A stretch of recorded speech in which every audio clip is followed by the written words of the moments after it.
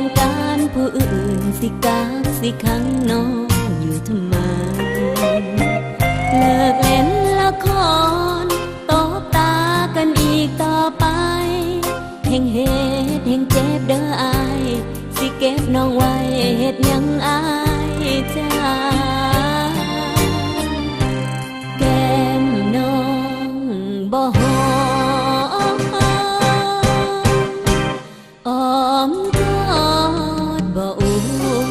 ตาพี่เคยนุ่นก็เก่าบ่คือผู้สาวคนใหม่ดอกนา